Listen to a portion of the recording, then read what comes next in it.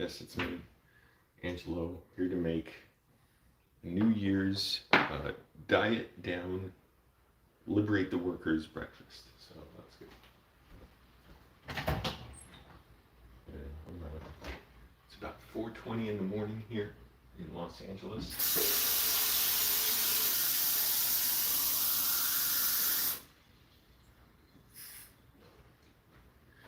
I'm doing well, and yet at the same time last night I slipped up. I'm so in tune to what I need to do to be well. I just stayed up late like an hour, which it was like 8 o'clock for me, because I usually go to bed around 7. Watching a video on YouTube that I could have watched later, and just getting too into a video, it set my mood off. I had really bad dreams, and I was just those are the times when I lie down, lie awake at night, just really angry at myself, feeling like a loser and low. Just thinking back about just ordinary failures or setbacks in life, nothing even dramatic.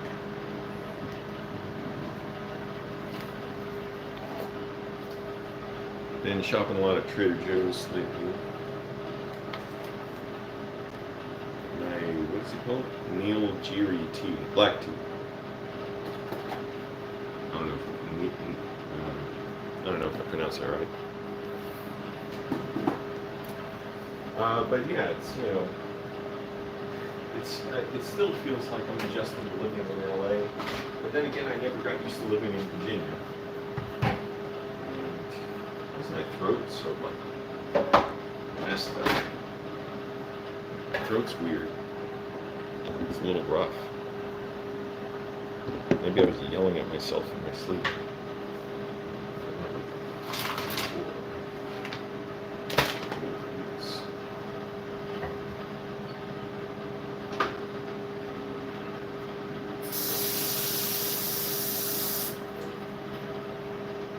Also, I went to donate blood yesterday. It was pretty cool.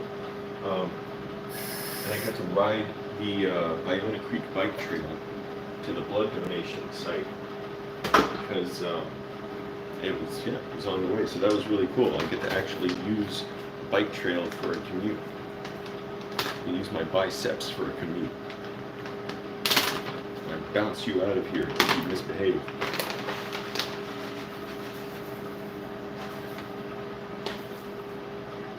I am dieting down officially. That's not a New Year's thing. It's just I want to.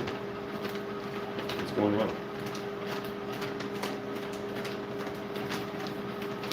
Yes, come in. Liberate the workers with me. Wake up before your corporate masters. Wake up before your enemies. Eat right. Have apple cider vinegar.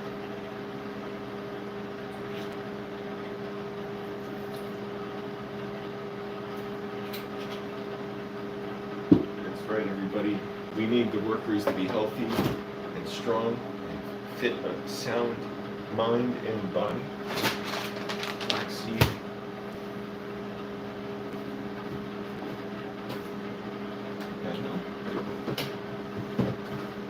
Where'd my lemons go? Oh.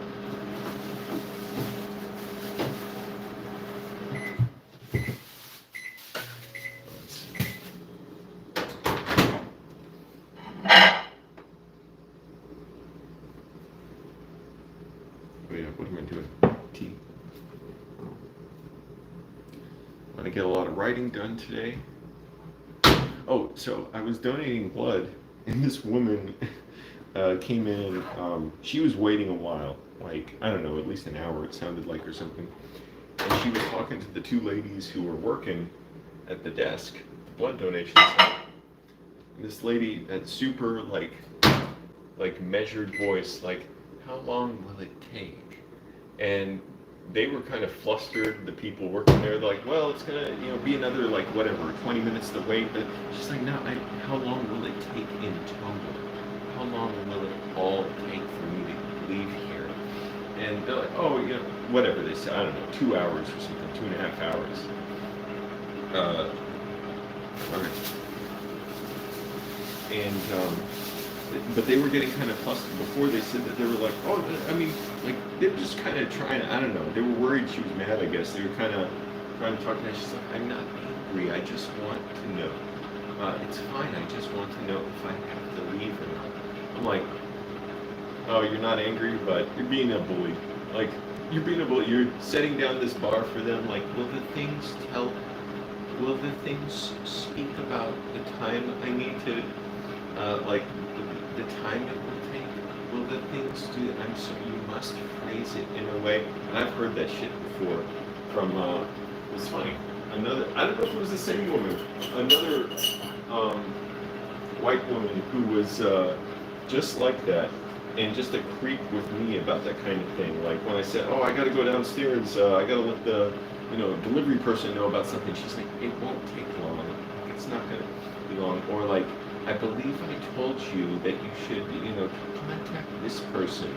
Please make notes about this." When I was working like 13 hours a day, sometimes, mostly 10 to 12 hours a day. And I'm like, is this really necessary? And then, when she left the place, she's like, it was great working with you. I'm like, you're just a bully. Like, you're just a bully. Like, you just use a soft voice to control people, but you're a bully. That's what that lady was yesterday. I'm like, how disturbing is that? Like, I'm not angry. And it's true, she wasn't angry. She was just manipulative and controlling. Because if you want to, be kind to someone who's having to, figure out, like trying to help you figure out how much time you'll take there, she could just say, like, I understand what's going on. I need to leave by 4:30 or so. Is that going to work for you all? She didn't want to do that, and that's how. But then that's puts someone else in the position of being more honest, and then it's like, oh, you're violating my boundaries by speaking about the thing I didn't want you to bring up. And she could very well say, like, oh, it's no big deal. Like, what am I? It's not a big deal what I'm doing. You're the one. Yeah, that's how you do it. That's how you manipulate, is to, like, be rude, be disrespectful, but do it in such a soft-spoken manner that if anyone speaks up, they're like, wow, you're getting so angry and defensive. And I'm like, I know what respect is. I know what problems are with time and all that. Yo, FOT fans. Feliz Año Nuevo. Yeah, what's up? I hope my dreams come true too. Been working on my movie script a lot. Try not to talk too loud. My roommates are sleeping. But yeah, it's just well, my voice. I don't know why my voice sounds rough. I think maybe because the cold air in my room, or I didn't sleep great. I slept pretty good, but not great. Like I said, I'm so, like, in tune, like, accountable to myself for my conduct throughout the day. Just staying up to watch a video on YouTube. There's nothing remarkable or anything. That alone, like, just put me in a foul mood. Made me feel like a loser. Made me run over all my failures, like, all the times I was afraid to, like, speak up or do something that was important, or even like talk to a woman or something. I'm like, oh, like I can tell she likes me, but I don't know, I just can't do it right now. I'm not in a mental state for it. I'm like, why do those thoughts run through my head always around 2 in the morning when I wake up and I'm unable to fall back asleep?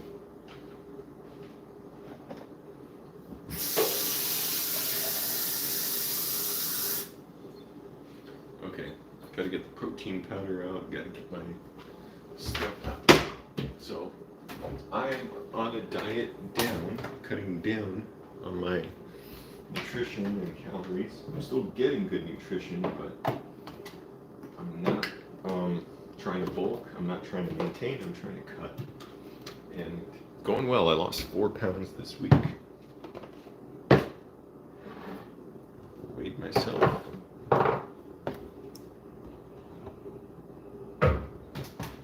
I'm gonna weigh my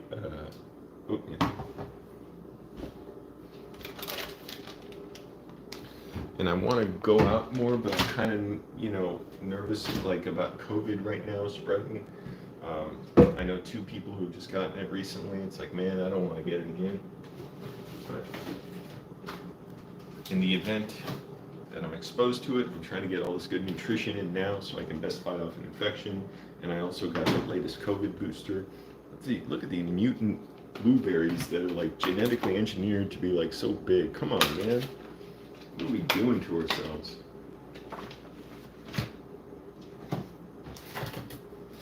Apple cider vinegar and lemon.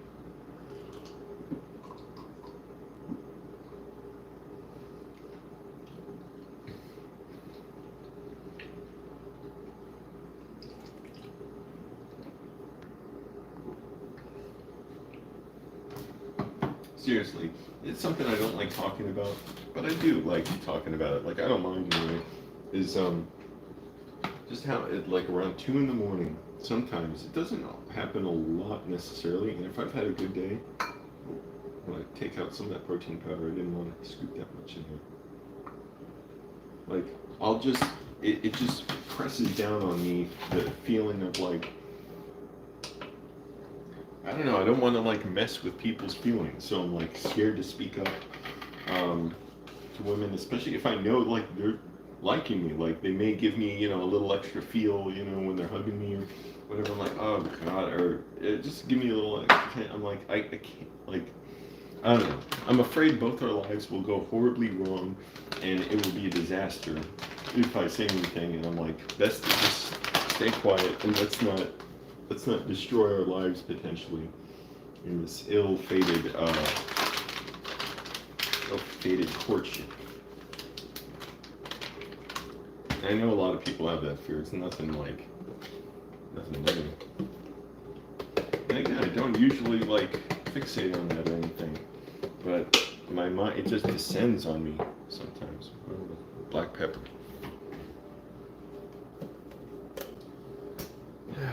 In the meantime, I gotta keep writing, but I'm really loving the writing. I can see how quickly I'm making progress in my story, especially compared to how slowly I made progress before, where I would spend years on a single story. Now it's like moving so quickly where I'm seeing the deficiencies in one draft of the notes and moving on to the next one. I'm like, okay, here's the plan to address these and get more clarity on the whole thing. This is my ass.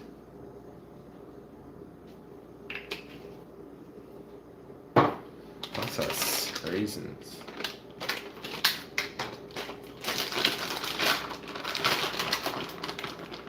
Everybody, we need to have lives that are sustainable here. We need to have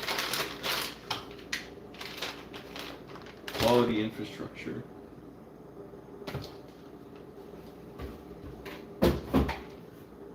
readily available healthy food, safe streets, trains, public transportation. We need to be able to live lives where we're not consumed by our work to survive.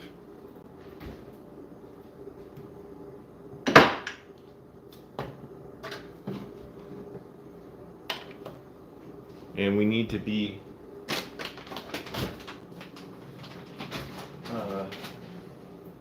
we need to have time to be able to pursue our own interests, our own art, our social lives. How many people, I'm talking about, here troubles with women and stuff and my fears, and so many times I was so depressed when women would approach me,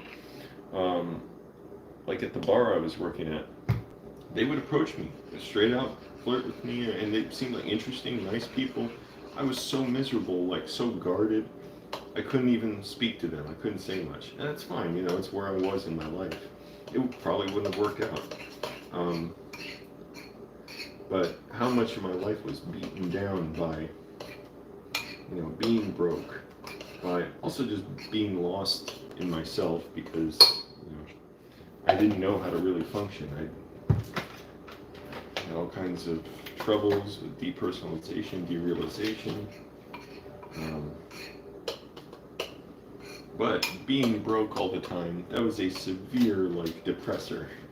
That was, just this constant anxiety of, how do I live the life I want? And it doesn't mean anything with money. It just means like, really, like, how do I get out of debt? How do I make the movies I want? How do I, be myself while I'm trapped being this other thing, pretending I'm a bouncer for 5 years, 5.5 years.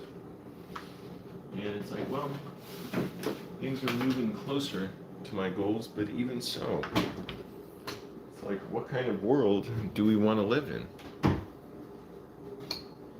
There you go, that kind of world. Nice, healthy, low-calorie breakfast. I didn't put a whole lot of protein powder. I put like 31 grams of protein powder, then like 7 grams of collagen powder, which has protein as well. If I was trying to maintain or bulk, I would have added quite a bit more. Don't get mistaken with me. Oh, that's all right, FOT fans. FOT fans says sorry to hear it. It's all right. That's the thing. It's like I always choose to try and make things uplifting and empowering. And I know all my failures, by the way, and times being a loser and stuff. It's rolled into my successes and the times I feel peace and feel well, and with my writing especially. So many of the movies I'm writing are just inspired, or like my film career is just inspired by like being rejected by women and broken up with, and that's not even the failures I'm talking about. That's kind of normal. Um, so it's like,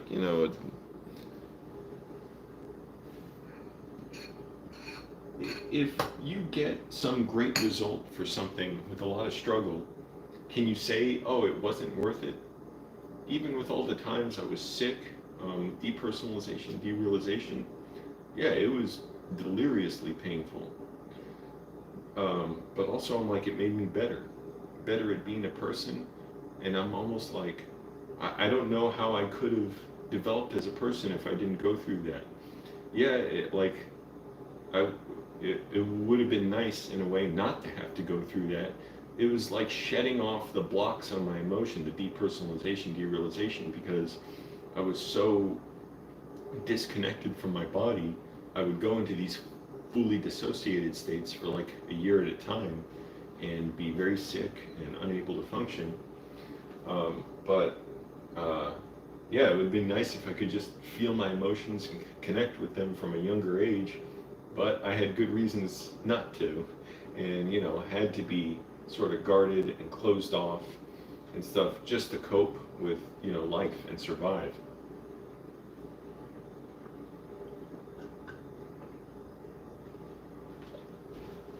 And I didn't know what mental health was.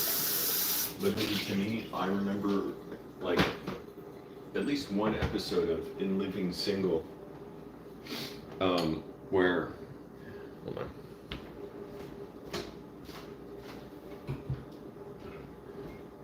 where one of the characters, I can't remember if it was, what's his name, like Overton was his name, I can't remember, or Queen Latifah's character, hold on, this is loose, I can't remember.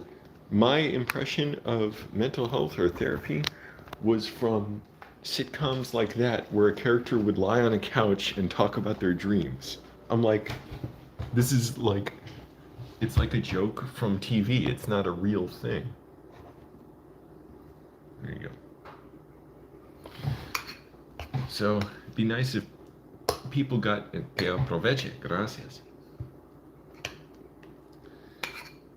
Be nice if, people actually learned about this stuff, mental health when they're young. And I suppose a lot of people do, but going to Catholic schools, I did not.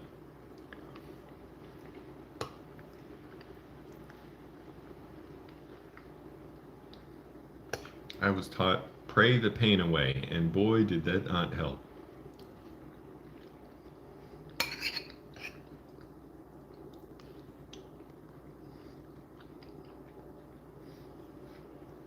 That was a mother chicken of a supposed solution. I went to a teacher to ask for help when I was going through a lot of stress and my first major bout of depersonalization, derealization as a 17-year-old. And she brought me like prayer cards and stuff and told me to pray to saints and all that. And it was terrifying for me because I thought God was like ripping me out of my body already, and now go to God for more help. And it just put in my mind like destroy your life, obliterate your life for God. That's why I'm not impressed when people say God cured me of my affliction, he healed my alcoholism, did this or that, whatever. I'm like, first of all, what's supernatural about that? You recovering from alcohol abuse? That's not supernatural. But also, that's not a good test of whether God is good or not, because that's saying, oh, God helped you, and I should trust your experience. And that's so, like, God made everything so He could fix everything effortlessly, and yet it was dependent on you to go to Him for help before He would help you. It was something that would trouble Him like nothing at all. Like, He actually made you sick. So there's that aspect of it too. But also, there's the aspect of, well, God making you better, supposedly, like you being a Christian because you believe God healed you. That's not a good reason. That's not like a good proof or witness of Christianity, of why you should be a Christian. A good proof of it would be you'll be a Christian even if it destroys your life. You are so devoted to this thing, you will sacrifice everything for it. And these liars, basically, yeah, they don't know they're lying, but these people shilling for Christianity say this while admiring martyrs, but it's like, oh, I don't want to sacrifice anything in my life. For yeah, nice for the martyrs, good for them, they sacrifice, but not me. I'm not going to do that. I'm going to live my nice, comfy life. I'm like, well, destroy your life for God. If it's so worth it, nothing could be more worthwhile. What, you suffer for 70, 80 years? But then you have all of eternity. It's not even a billion years that's going to be the beginning of your eternal bliss. That's not even the beginning. It's going to be billions of billions of billions of years. My oatmeal's getting cold.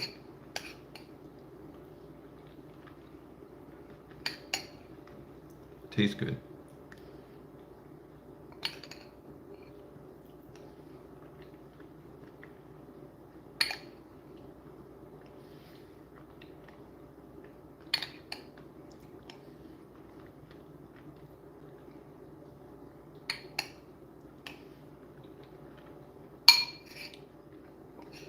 These mutant blueberries are huge.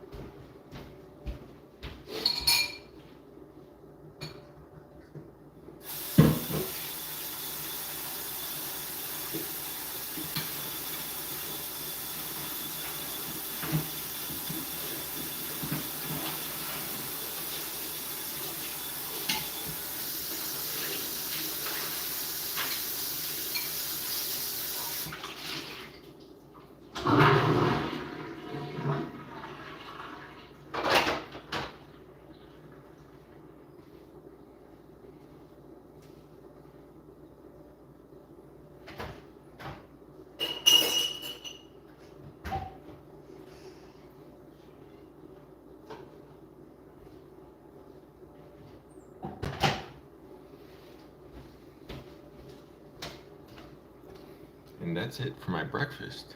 But now I'm going to make my lunch for tomorrow.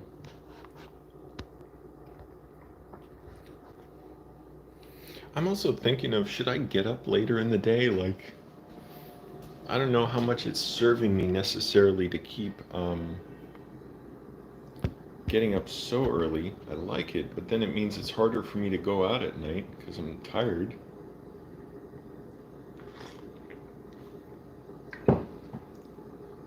And if I keep getting up at 3:40 in the morning, if I go to bed late, you know, it's not great for my health. It's not terrible. It's like not the worst thing to stay up late sometimes. But I'm trying to balance. Okay, if I do want to be out more when people are out and have a social life, should I be getting up later? I don't know. I also like getting up early, getting my writing done in the morning.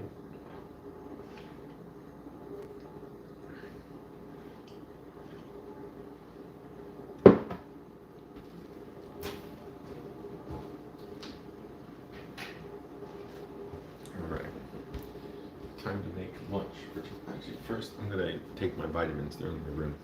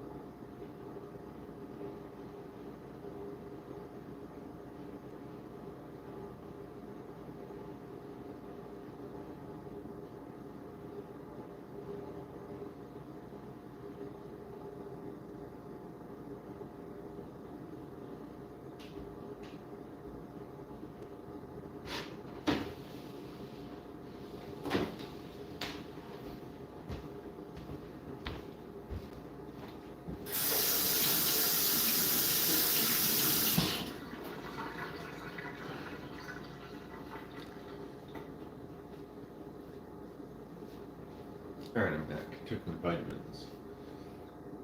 Uh, Also, this, I don't know, this apartment, it just has like, I know this sounds so LA and so rich, but it's like, it has a bad energy in a way. What I mean by that is the layout's kind of all screwed up. Like, look at this huge long stretch of like formless brown sea. And it would cost a lot to, carpet everything and stuff, or to, decorate it like white wall behind me. That's what I miss about Koreatown. That place, yeah, Frankie really messed up by not paying the rent, but he uh, he did decorate it very nicely, paint it very nicely, decor the colors, the vending machines in there. Those were all awesome. And this is almost being like in a cheap set of an apartment. Don't get me wrong, it's nice to be housed. It is a solid place. I just mean the look. Like, if I'm gonna complain, like, it's just I'm gonna complain about the look, the layout. My room, my bed's straight up against the window. I don't like that energy, that feeling, and it gets cold. It's weird. It gets colder earlier in the night, and then later in the night, I'm warmer. I don't know why. Maybe it's because I'm sealed in the room. My body heat's heating up the room. I doubt it. I don't know. Something about this area. It warms up at night and it gets colder. It just feels colder in my room earlier in the evening and in the morning and throughout the day.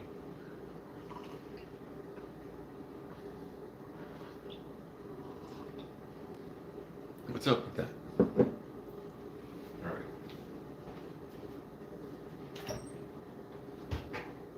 So, make lunch and my snack for tomorrow. Actually, with my rough voice, whatever's causing it this morning, I sound a little bit like Noam Chomsky, and I just posted a video on my community page about him talking about how capitalism is not inevitable and how we have alternatives, and we could have worker-owned co-ops and more meaningful work and more livable conditions and amenities and quality public transportation, free time, and all that.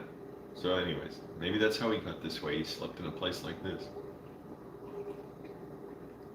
I don't want to say got this way like a bad thing. Just his voice is very distinct. That kind of, you know.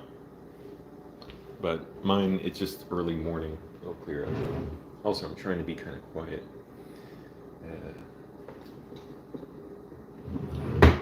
Which adds to the effect. Always for lunch, ate the same damn thing. About 180 grams of chicken, skinless chicken breast from Trader Joe's.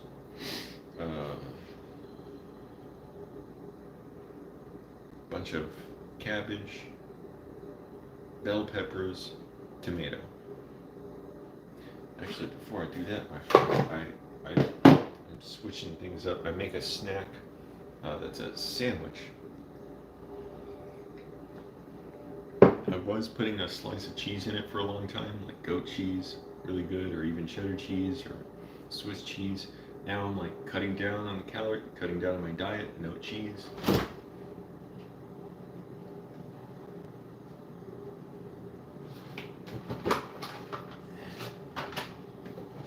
So, oh yeah, and not just chicken sandwiches. I'll get turkey, or a lot of times I get pastrami too in my sandwiches. And I'll put sauerkraut on it.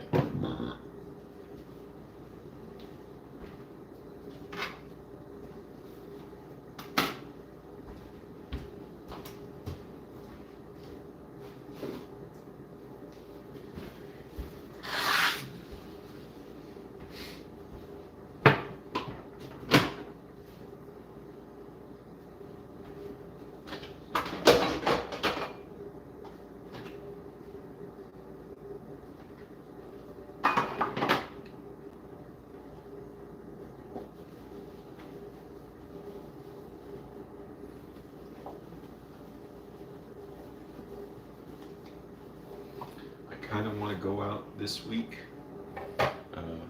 go out with the rollerbladers. I probably won't be rollerblading, I'll probably on my bike,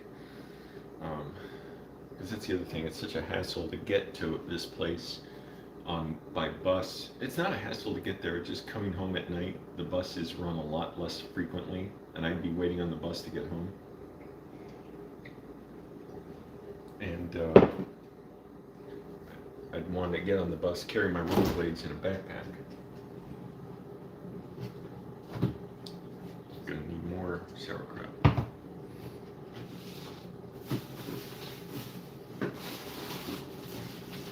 And I love this stuff, Ezekiel bread, because it has no sugar in it, or no added sugar. This says no sugars. And I can't stand it. All these breads have added sugar, and it's like, why? Why add any? Like, it's just poison. I barely notice the flavor, because it's not particularly sweet. So I love that. And this is sprouted grain. It's supposedly really healthy. Yeah, it's not made with, like flour, I think. Where does it say that? And it's the miracle of the sprouts, inspired by the Bible. Yeah, it contains absolutely no flour. So anyways, I really like Ezekiel bread. So keep it up, you guys. You're doing great. Got 5 grams of protein in a slice. And I really love that it doesn't have sugar in it. Yes, I know. I can afford to be very picky about it. I just can't stand it. We're poisoning ourselves with sugar. Yeah.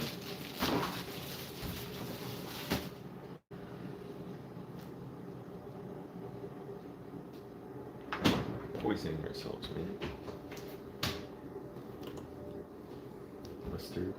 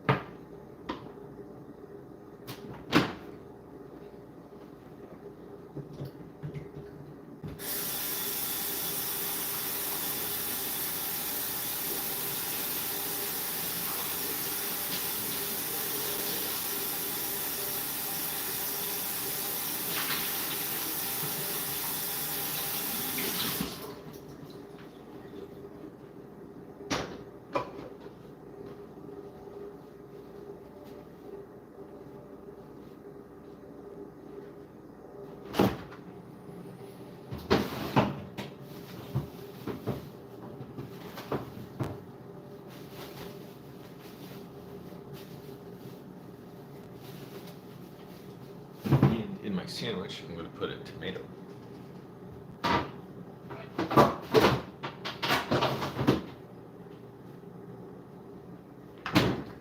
not the whole thing, it's going to be too much.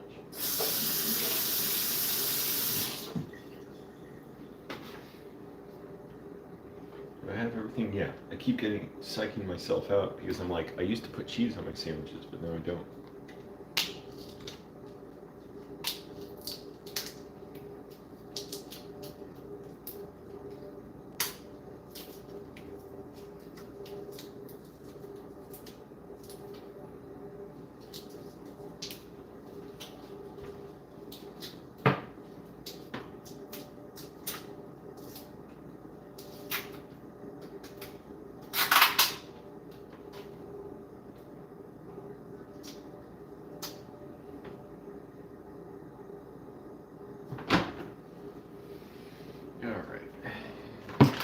This 56 grams contains 13 grams of protein. So 56 grams of the pastrami and 13 grams of protein.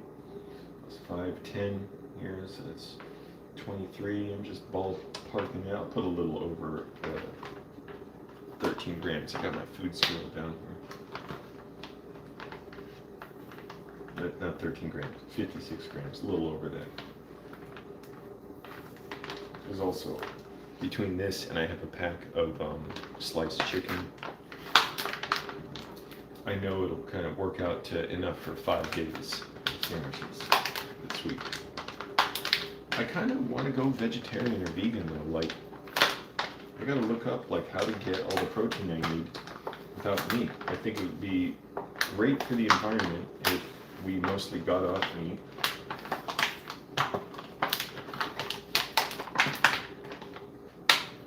There's the whole exploitation of both of animals and the workers.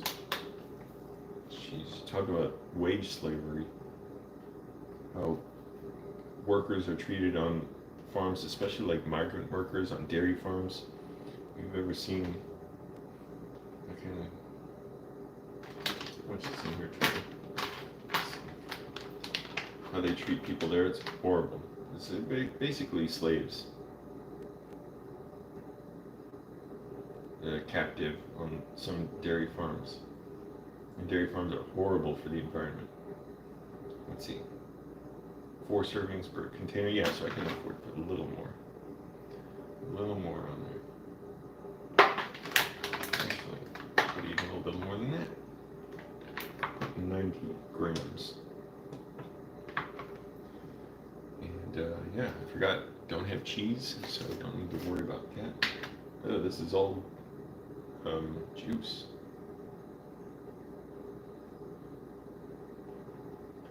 Is there any sauerkraut left? Yeah, there is some.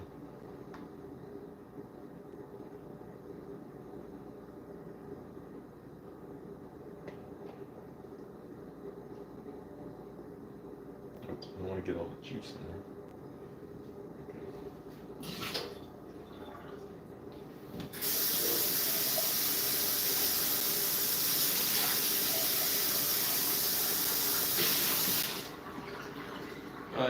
Anyways, back to complaining about the apartment. I am thinking about, just vaguely about moving out. I'm in no rush for it. I moved so many times now. I moved 1, 2, 3 times over the summer.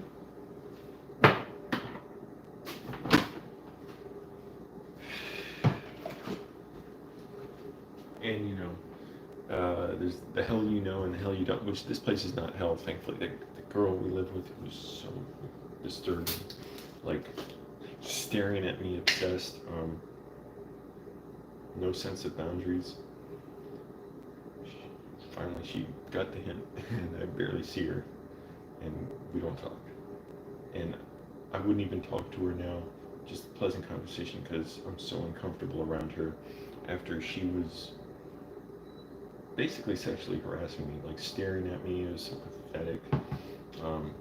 Trying to get my attention, looking at me basically, it's funny, looking at me like I was going to be her husband, like not even boyfriend, skip over that part, just husband.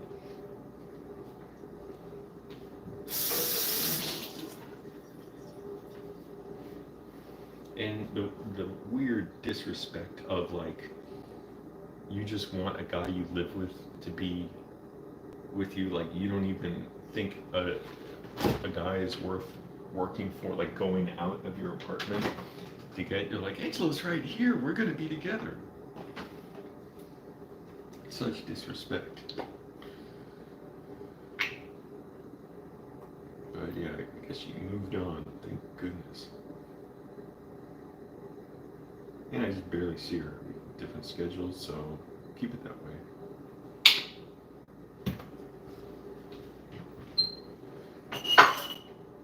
Cuchillo para cortar el tomate. Now this, I'll slice it up now. I'm going to put most of the tomato in my chicken salad. This is not like a typical chicken salad. It's just chicken with some salad.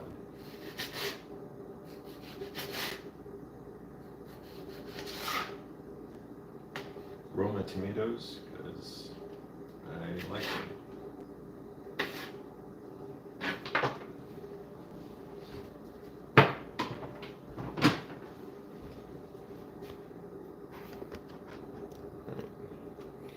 Here you go. Gander at the goods, the sandwich.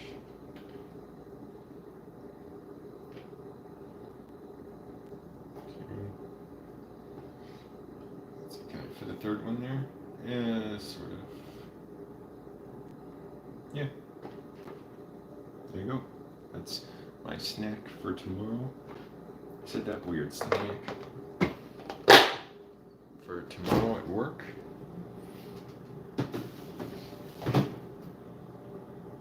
And now,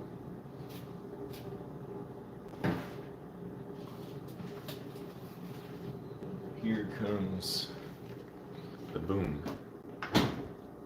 Chicken, extra virgin olive oil, salt, pepper, heat and serve. Yeah, right. I'm not heating this. I'm just gonna do what I want. Oh, but first I have to cut up the bell peppers.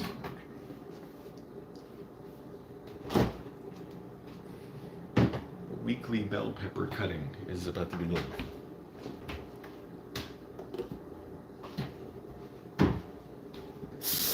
And that Koreatown apartment, it was awesome for all the nightmare scenarios I had in there. Freaking cocaine addicted roommate who, and I'm not even against using drugs, it's just he was sloppy. He was not taking care of things, cleaning up. And between the cocaine addicted roommate, the girl who was terrorizing us, alcoholic roommate who eventually he just ran away. Yeah, it was pretty chaotic in there. Police coming, the girl screaming. Sexual harassment. She did it to all of us who lived there. All the guys said, "Yo, Pure Blood, what's up? I've never seen you here before. Hello."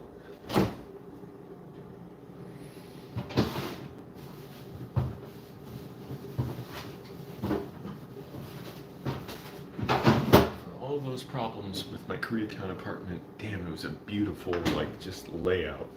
And it was nice when we were being evicted. I didn't pay rent for 3 months because there was no point.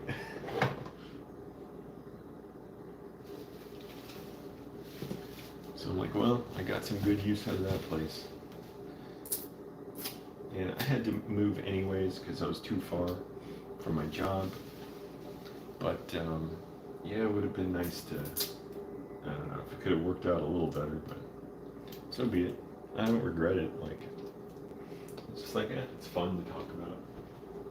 Just seriously, glad I'm here. I'm glad I moved out. I mean, I had to. The sheriffs were gonna drag me out of there.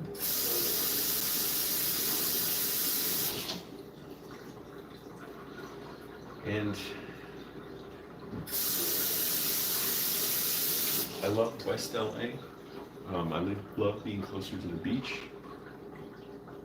Who knows where I'll live at some point. I mean, for now, I'm going to be in West LA, wherever I go. It's a different feel out here. It's great, but I also would love to be back, you know, around Koreatown or downtown, somewhere more dense too. Who knows? Who knows where I'll live? I mean, for now, yeah, it's going to have to stay on the west side. Um, but life can be crazy. That's right, pure blood.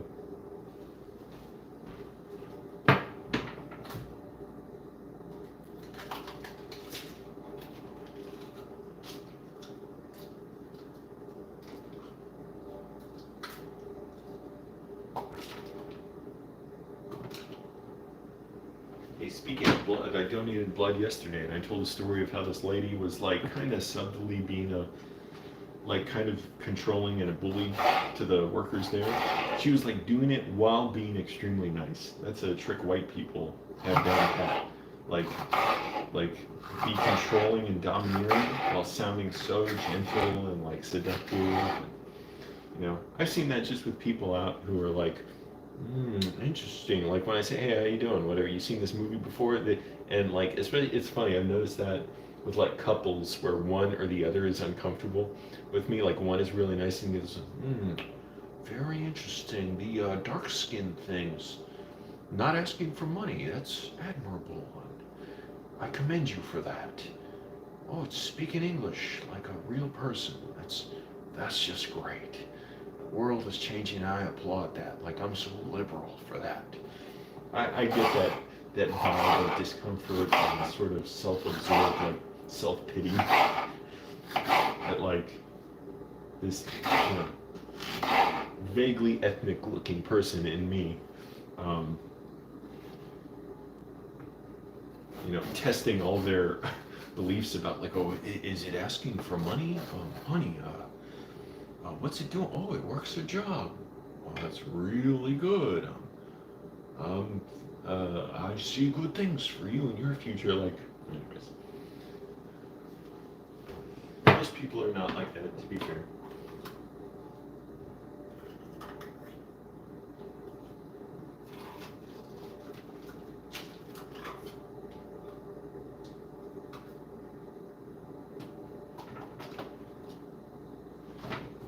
But donating blood was cool. I got to ride the Biona Creek bike trail like 4 miles, which is awesome. To be able to commute on a bike trail, not have to ride the damn roads around here.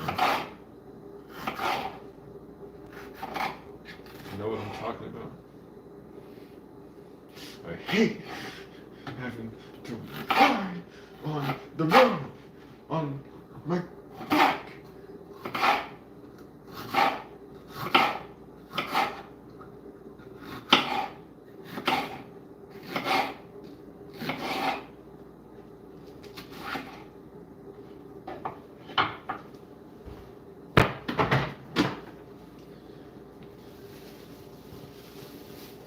Chopping it up with Angel. Still got 2 more of these, and these will last me for the week and through the week into the weekend too.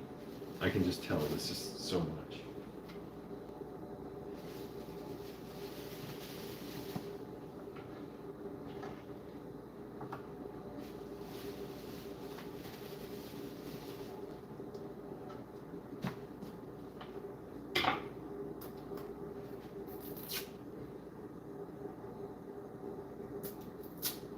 So, everybody out there, wake up before your capitalist oppressors.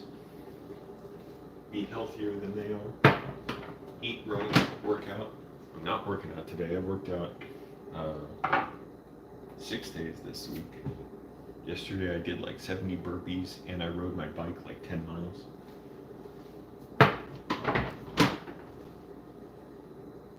Oh, actually more than that, like 14 miles, because I rode to the grocery store in the morning and to the bank in the afternoon.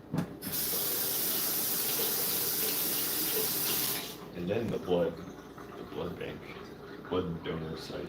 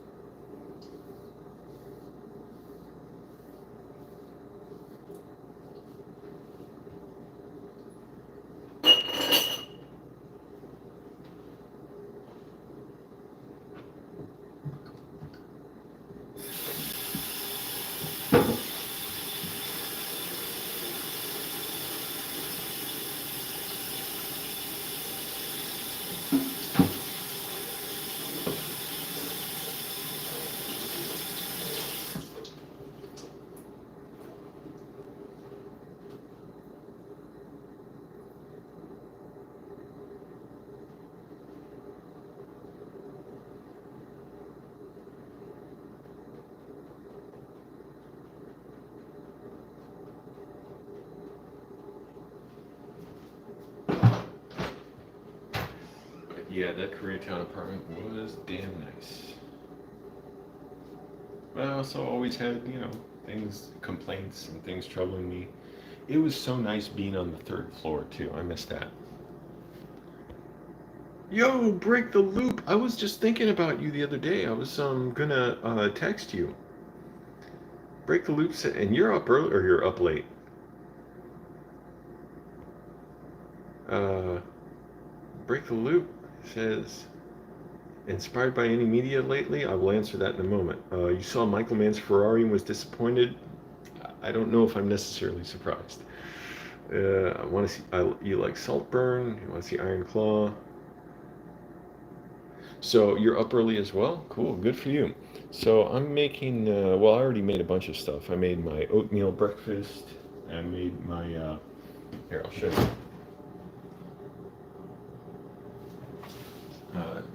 Pastrami sandwich with sauerkraut, Ezekiel bread, no sugar in it, no flour either, sprouted. It's holy bread from the Bible, and tomato and Trader Joe's mustard on it. And I think I put like 80, maybe 90 grams of pastrami on it. And now I'm making about 100, or I'm going to just put this in there, 180 grams of chicken or so for about 45 or 50 grams of protein, and then cabbage, bell peppers I just cut up, and tomato. Can't see that. But yeah, I can't say I'm necessarily surprised about Ferrari. I'm interested in seeing, it's just Michael Mann's films. Who wrote Ferrari? Did he write it or someone else? It's like, I love Collateral, but Stuart Beattie wrote that. His films like Thief I just saw, and that was inspiring. And I reread, literally, I just finished rereading Heat 2, which is amazing, absolutely amazing. And I read it because I wanted to like experience, like, how does this story take all these different elements and put them together? Because that's a lesson in how to solve problems in a story, in storytelling, that all writers have. It's like, you have this idea, you want to get across this feeling, this experience, but how do you get the character from here to here and make it compelling and make it make sense and not just break the story or lose the audience's attention, all that stuff. So that was a great lesson for that. 185 grams, good to go. Actually, is that a little much? I'm trying to cut this week, so I lost 4 pounds this week, so I'm cutting a little bit. And believe me, every bit counts. It's easier to cut than to just ride my bike for 50 miles and lose weight. And I feel better if I actually cut on my diet. But hold on, I get it.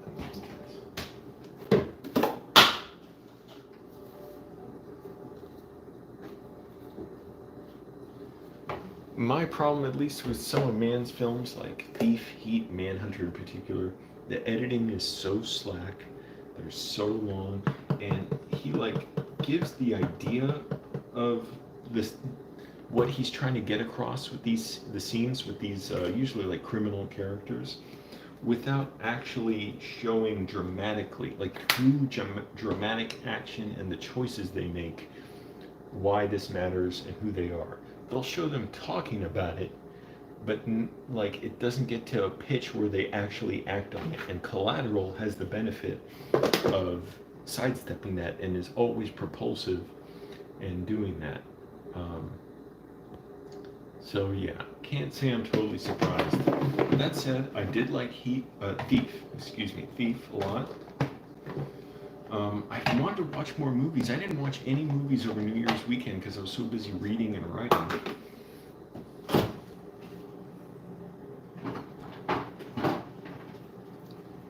Trader Joe's sriracha. Sriracha.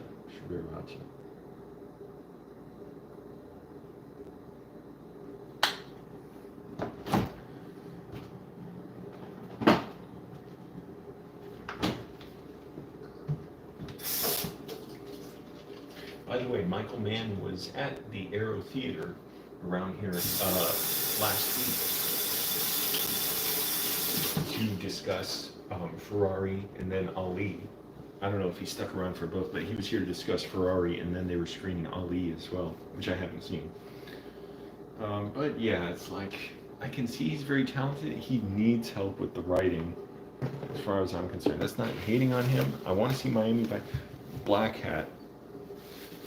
Oh my God, it is a slog in a lot of places. Like, it is so, when it does come together, particularly with the action stuff, it is so tight and on point. And then it's like fumbling these different pieces to try and make the story fit together that I could see mistakes like a lot of writers have made. I made it's like the script needed more work. I don't even take my cabbage apart. I just peel it by hand.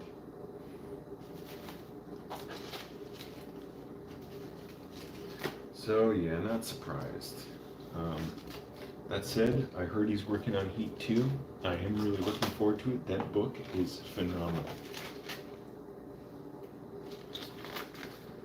And Vincent Hanna, the cop, Al Pacino's character, has the like funniest line that comes in a moment of like unbearable tension, and that one line releases like so much of that tension right there as you're watching this home invasion that's going to happen, and Hannah is there to ambush the home invaders, and he's waiting, and he says the funniest line. I won't spoil it now. I did spoil it in my video yesterday.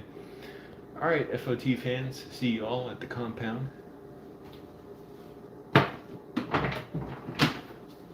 But yeah, for real, break the loop. I was thinking about you the other day. I was thinking about texting you. It's been a while. And, a lot of things changed for me now, but man, that laptop you recommended for me, it's great. I watch movies on it. I have not had time to edit anything in months. Probably in like a year now, since last Christmas, or like Christmas a year ago. I don't regret getting it. It's like, well, I thought I would have more time, and then I got COVID, and I didn't have more time because I was sick. You love Heat. The Insider? I haven't seen The Insider either. I was disappointed by, it made me watch several later movies. I was disappointed by, Miami Vice and Black Hat. Black Hat it's got such inspiring, moments and the feel, but it really, misfire. Things are not lining up in the story that could have been easily solved. For instance, and by the way, this is funny. He keeps and it's not funny that he retreads it. I think it's cool that a director or writer has similar passions and interest from story to story. So it's like Black Hat. You have a convict. He's very interested in prisoners. You have the cyber hacking stuff. He's interested in that. That's in Heat. That is drawn out much more in Heat 2. And I think it does a lot better than Black Hat. He also frequently writes white men falling in love with Asian women. Nothing wrong with that. I'm not saying that. Just it's a common theme. And I haven't seen Tokyo Vice, but that shows an interest in Japan at least. And he's clearly got an interest in Asian cultures. Black Hat, that had stuff in, I forget where it was, in Indonesia, I think, I'm not sure. But in Heat 2, it goes to, where is it? Singapore, I think, in the end. I won't spoil much. But it's interesting to see his same things he's clearly interested in, to repeat the word interested, and feels passionate about. And to me, Heat 2 does a lot of that stuff better, because man, Black Hat, Okay, so they're trying to fit all these different elements together, and oh shit.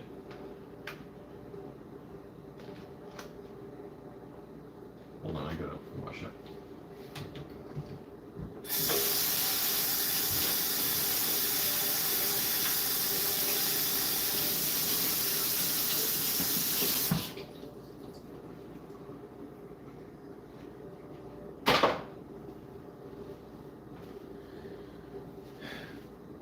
I'll explain my room so I can speak with more passion, because I don't want to wake up my roommates to the sound travels through here, so they're still sleeping.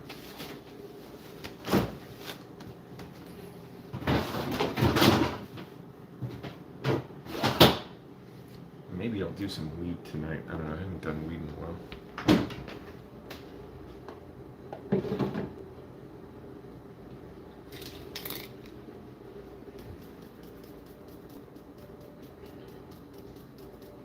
Oh, what am I thinking? I forgot.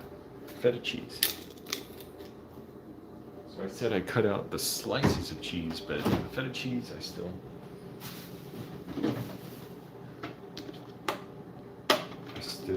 put on there. Or goat cheese I'll get from Trader Joe's.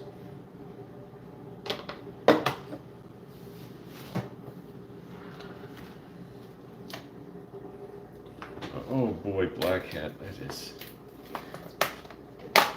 got so much that like feels inspiring about it, and some of the visuals, like the cityscape of the like seaside, the port in I think it was Hong Kong in it, beautiful, stunning. I'm like, I don't get to see this much in movies. And the story is kind of flat in a pancake. Yeah, Miami Vice, I know about that. And I heard Miami Vice, by the way, I heard the ending of that, I haven't seen it, takes place in Paraguay. That's where much of Heat 2 takes place. So he's like taking these story elements, but they get better and better in Heat 2. It probably helped, I'm sure Meg Gardner helped. She's the co-writer of Heat 2. And she's a novelist. And again, that's fine. I'm not saying anything wrong with any particular whatever, what cultures or ethnicities he's interested in. That's totally cool. It's great. Like, I'm just saying, I noticed these like patterns in his movies, and it's like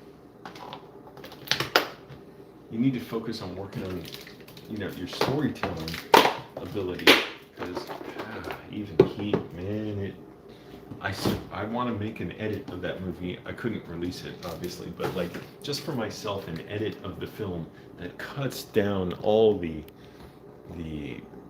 like languid moments. And I was watching the scene with Krisha Hurlis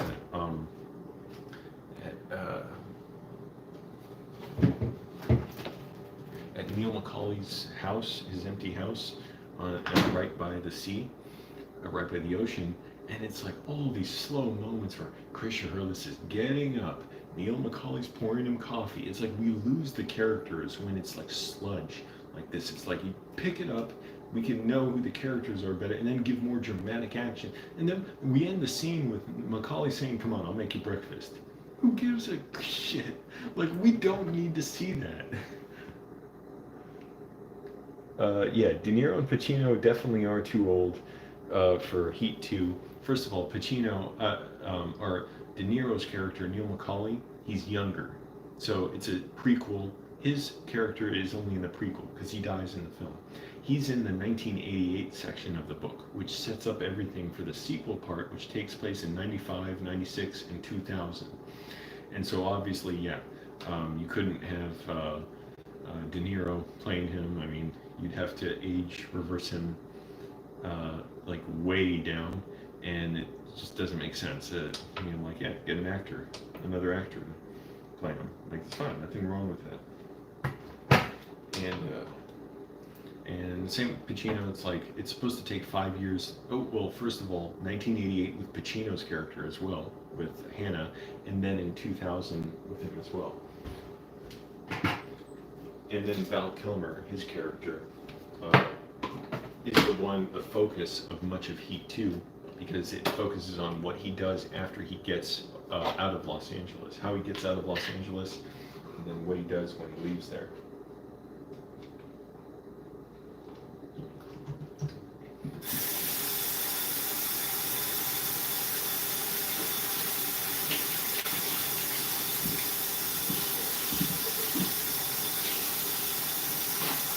And yes, a lot of it takes place in Paraguay, which I understand Miami Vice was going to have a big shootout at the end in, but then the budget got cut and Michael Mann could barely do anything with it. And there's a lot of computer hacking stuff in it, like in Black Hat. Now I'm going to get into what I think about Black Hat, which is inspiring stuff, but who it is. Screenwriter kind of 101 errors. So in Black Hat, you have the detective in Hong Kong who's trying to find like the person who made some malicious like computer code that caused a like nuclear silo to explode, like to malfunction and explode. Hold on. And here's the challenge for the screenwriter in this film, and it's a challenge screenwriters have, which is how to connect two different things. So you know the Chris Hemsworth character is the protagonist. He's a computer hacker in prison, and you have this Hong Kong detective. Well, how do you connect them? How do you get Chris Hemsworth over to the Hong Kong detective? In the movie, you can see how they fumbled it. They attempted it, and they attempted it by having the Hong Kong detective look at the computer code and say, I recognize this code, because he was a computer programmer or something in college. He said, this was written by my college roommate. So whoever did this stole it from my college roommate or something. And it turns out his college roommate, Chris Hemsworth, is in prison, and so that's how they try and get him out of prison. Sorry about that. To help capture whoever did this and using his hacking skills. I'm like, no, come on, movie. When is college roommate and as an essential plot point not funny? It's like a comical point. Instead of that, my college roommate, like that's not compelling story. And it here's the other thing. It doesn't take advantage of this opportunity of figuring out how this detective knows this criminal. Well, in general, how might a detective know about a particular criminal? The detective has pursued them, or in this case, since Hemsworth is in prison, he already caught him and got him arrested. And that's how he knows him. And now he must work with him. So in order to help his case, he must help the person that he hurt by putting away in prison. There's a lot of potential there for drama and conflict and giving the characters opportunities to show who they are. Instead, he was my college roommate. Like the words fell out onto the script program, final draft or whatever.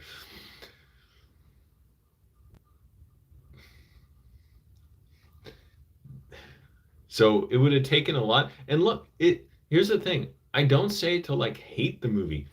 I admire a lot about it. And I say it like it's admirable how, first of all, it's admirable trying to make a movie and trying to make story points fit together. Like Michael Mann and the filmmakers clearly went for that. Like I admire that. I know it almost sounds like, am I being ironic? No, I admire that because it's what I struggle with every day. Not hating on it. Don't even want to use that word. It's just, for me, it's like, it's illuminating. It's instructive of how to, understand our own problems. And it's like a little bit comforting because I'm like, oh, even, kind of legendary filmmakers like Mann struggle with the same writing problems that I struggle with or anybody else. So it's very affirming as a writer to see when I struggle, it's normal. It's not because, oh, I'm so unlucky. I'm just such a bad writer. It's like, no, it's normal. And I'm so happy to be pushing the edge of my skills every day to try and uncover those problems and rework it. And I'm moving so fast now with what I've learned in my writing classes. I'm out of classes for a while. They don't have any classes for a few months. So, anyway, that was the main thing I remember from that. And there was also sort of fumbling going on. It's like they didn't quite know what to do with the Holt McElhenney character. He's like I forget if it's FBI agent or like he was like an armed escort for the Chris Hemsworth character, and he didn't have much to do. And when he first talks, he's like, "Sure, that's okay." It's like, oh, so he's just rolling over and let the story happen without him. Not his fault. Not putting him down. He's a great actor, by the way. And it's not even making fun of the movie. Like I'm not making fun of it. To me, it's instructive, illuminating, and it's like a hookup to something better to see where they struggled and just to understand it. Like I said, I find the movie to have a lot of inspiring stuff in it, just for what it goes for, and like the visuals and the fights are incredible in it, and the shootouts. I'm like, I don't I don't even like saying criticism. I don't say these things, these insights that I have about it to put it down. I do it to like elevate it and to say I really respect and admire their effort and what they went for. And the great thing is, like, I think uh, they can all do better. And that doesn't mean I think they did anything bad. See, I know that's just the limits of language. It sounds like I'm saying something bad, and I'm like, no, it means that's I have to strive for, that the quality I'm talking about that I aspire to in my own writing. By the way, I just started reading this while I was at the blood donor site. It's awesome so far. Um, Legacy of Spies by John Le Carre. It's like I guess the final sequel in the Carla trilogy. Uh, Started with Tinker Tailor Soldier Spy, and I also have The Spy Who Came In from the Cold from Le Carre, which this is like informed by. So I haven't read that, but I've seen the movie with Richard Burton, which is great. It's a great film. So I pretty much know the story. I'm sure the book has got a lot of interesting stuff to note, but I actually think The Spy Who Came In from the Cold is awesome.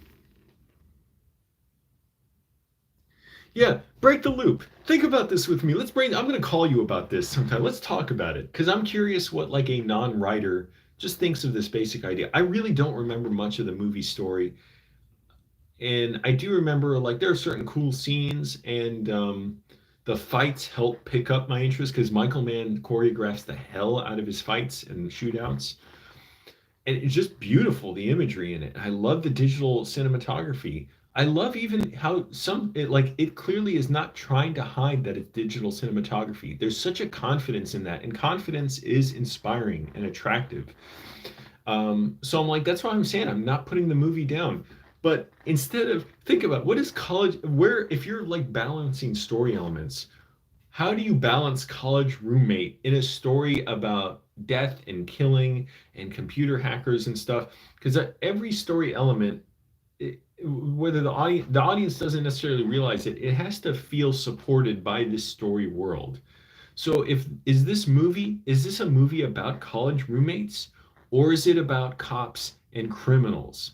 If it's about cops and criminals, you have an opportunity to rework this material to drive through the characters' choices in this funnel of being a cop or being a criminal, or in this case, a criminal who's helping the cops. Oh, you like Tinker Tailor Soldier Spy, the movie? And friend is a huge fan of the book. The book is great, man. I love it. I didn't understand a lot of it because the John Le Carre's fucking complex Byzantine use of British English is so obscure. It's like this one, Legacy of Spies. He wrote this in 2017, so he only died a few years ago. This is much more clear, the language.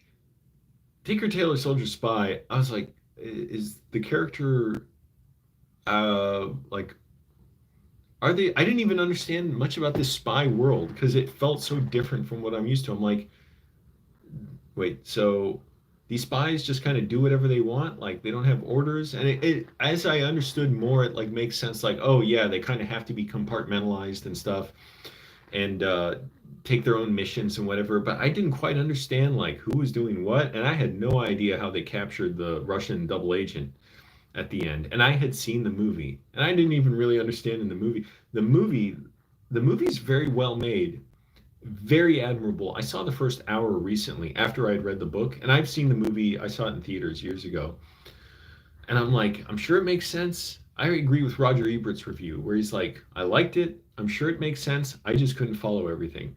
I see why he felt that, and I felt that now. The book is like 400 pages long, and at least what I saw of the first hour of the movie before my YouTube rental expired is they try and cram everything into this movie.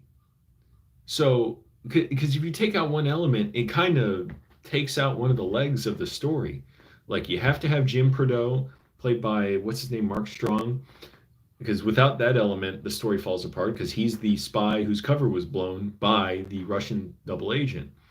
But this book can take its time. I'm like, I was watching and I was thinking, if I had not read the book, I would have no idea what's going on. And I have read the book, and I can identify what's going on because I know now this, but I'm not experiencing it through the movie. I feel like that movie had to be at least another 30 minutes long. That's one where it needed to be longer. I was complaining about saying Heat 2 is too long, and it actually makes the characters lost in the story to me somewhat. But this, they very admirably move it at a clip, but it's like this needs to be slowed down. Like it is moving so fast. I cannot, nothing can emotionally resonate with me. By like an hour in, Peter Gwillem's character, Benedict Cumberbatch's character, Peter Gwillem, who this book is about, Legacy of Spies, he's like angry that he had to steal documents from his own spy agency, and he was yelling at like Tom Hardy's character, and he's like, do you know how that makes me feel? And it's like, we don't even know who the fuck you are. Like this movie's an hour in and it's still introducing characters because there are so many of them that are crucial to understand, and it's jumping back and forth in time so much within the opening credits. So it's like it's admirable, it's well done. I love Gary Oldman and his feel and his look and the affect he puts on in the movie as George Smiley, the spy master. But I'm like, yeah, it's like it doesn't even give time to let stuff emotionally resonate, and it just needed more time for the story to make sense to people who don't, yeah, who don't. John Le Carre wrote for like 50, 60 years. Um, And what's his name? Errol Morris just did a documentary about him that he filmed before Le Carre died about his life and how a lot of his writing was inspired by his dad, who was a con man. And that's kind of a spy, in itself. You got cover stories, you're playing tricks on people. But I love in John Le Carre's stories the moral weight and consequences of how spying it weighs on the people who do it, and how they're not doing it necessarily out of patriotism, but out of just a sense of, lack of being able to do anything else, or a sense of resignation, or they have to, they're bound to by their jobs. They're the only ones with the knowledge and the skills and tradecraft who can do what they do, and the connections. And it's an ugly business, and it gets people killed. And ultimately, a lot of times the victories are very hollow, and nobody can celebrate them because they all have to be in secret, and the victories aren't even real victories. They're just, we stopped the enemy from, we just pulled this huge thing to discover, like in Tinker Tailor Soldier Spy, to discover who the Russian double agent was who was sabotaging our operations for 30 years. Great. All we did was find out one of our best friends betrayed us, and that our operations were blown for 30 years. And it's like, we didn't really accomplish anything. We just stopped the damage, and that the people have to live with this. And also then there's the fact that they have to betray people, and people get killed. Even the enemies getting killed is like not a great victory for them, because they're like, why? Like in A Spy Who Came In From the Cold, Alec Leamis, the spy, he has to explain, like, why did you betray this guy? Why did you get him killed? And he's like, it's just pure expediency. Like, we're not balancing the morality of this. It's, we have to be more ruthless to them than they are to us. And he clearly resents how he's being used like this, but he's good at it, and he kind of has to do it. He has nothing else he can do. And it like shows you, like, you know, a very different view of the idea of, patriotism and for country and all that, which is these are, in the books at least, very broken up people. And George Smiley does many things he does not like doing to be a spy. He doesn't like constantly breaking his own moral code to have to be an effective spy. That's what I love about those stories. The moral lessons of them are so resonant. Yeah, I mean, they're of course, they're very exaggerated. Like, I don't know really the reality of what spying is like. I mean, I've heard plenty of stories from like CIA agents, at least, well, not multiple, but like John Kiriakou.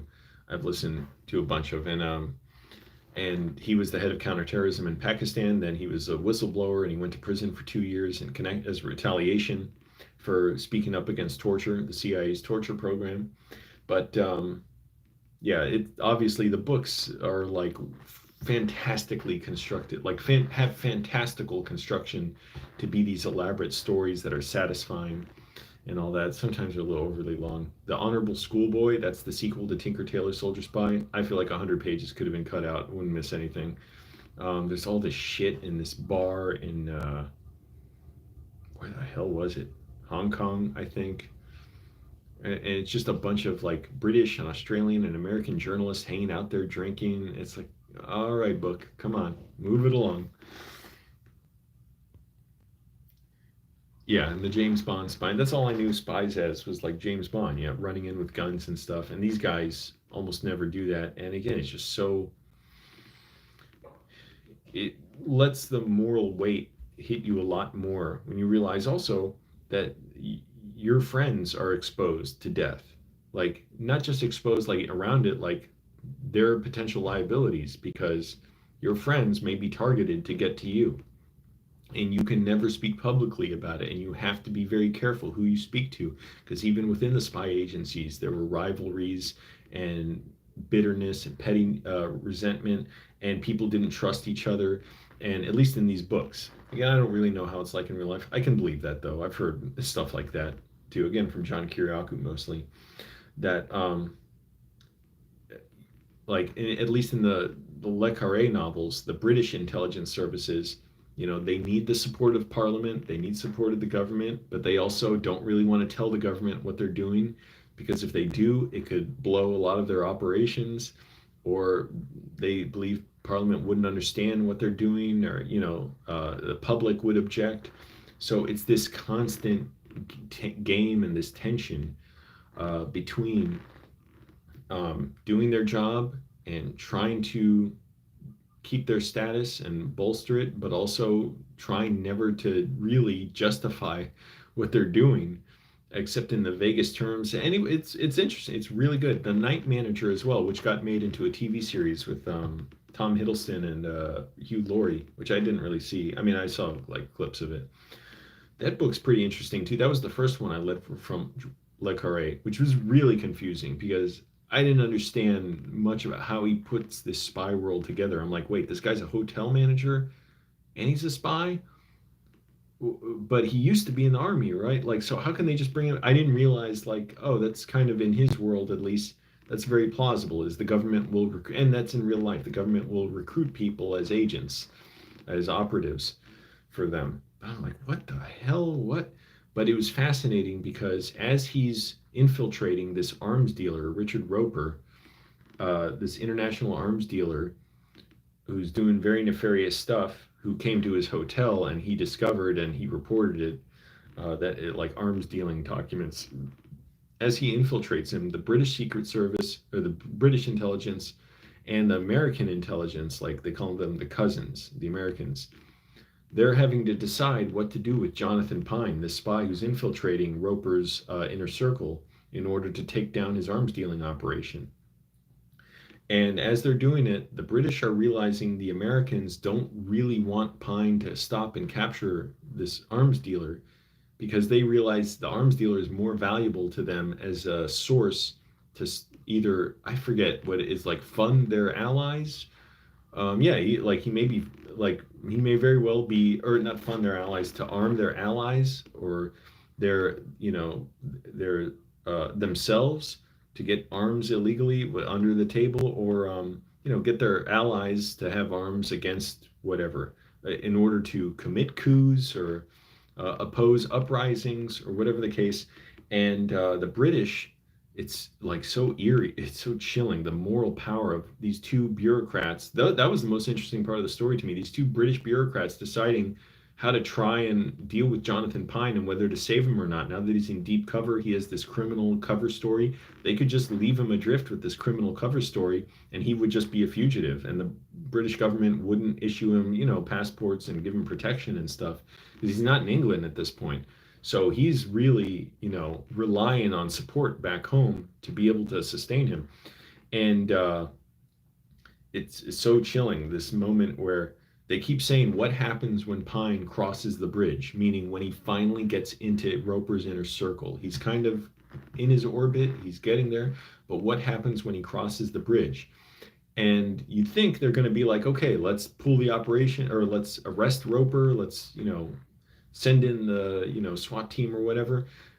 They're setting it, but as they're starting to realize that the Americans don't really want Roper caught, and how they're not really, it's not going to benefit the British so much to try and catch him with this rivalry with the Americans, they're saying, like, what do we do after he crosses the bridge? And one character says, after he crosses the bridge, burn it. And that was true chilling. That was powerful.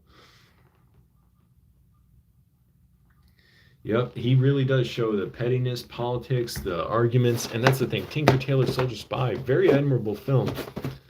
Oh shit, I need a tissue. It's just that, excuse me, it moves so quick. At least again, when I saw it in theaters and I didn't know the book, and now I know the book, and I've seen the first hour of the film, I'm like, of course, there's really no way people could follow what's going on. Like, you have to already know the book. But then if you know the book, it's still not emotionally satisfying, because things are rushing so fast in the film, you can't even let them emotionally resonate with you. It's very admirable. I was talking about how admirable it is of Michael Mann and his team, the other filmmakers who were trying to make Black Hat, who made Black Hat, and then trying to make the story fit together. Extremely admirable job how the filmmakers behind Tinker Tailor Soldier Spy did it. It was just so terse, so quick. Maybe that was pressure from the funders, the producers. I don't know. They did such an admirable job. It was like so razor cut. It's like this story needs room to breathe. Like, how do you keep track of all these different elements, unless you've read the book? But even if I read the book, like I said, it wasn't satisfying, because I'm like, oh, I recognize that. I recognize that. I see what they're doing. They're moving very efficiently, but you need time to flesh out these scenarios. Jim Prideaux, when he looks like he's killed, and then he's teaching at that school. In the book, he has many scenes where that gets built up, and you can have time to understand what happened and how this plays into the story. In the movie, it's like two scenes in the beginning, and it's in a montage. They are like, as part of it's like the bookends of a montage of the opening credits. I'm like, it is going so fast. How do you keep track of all this stuff?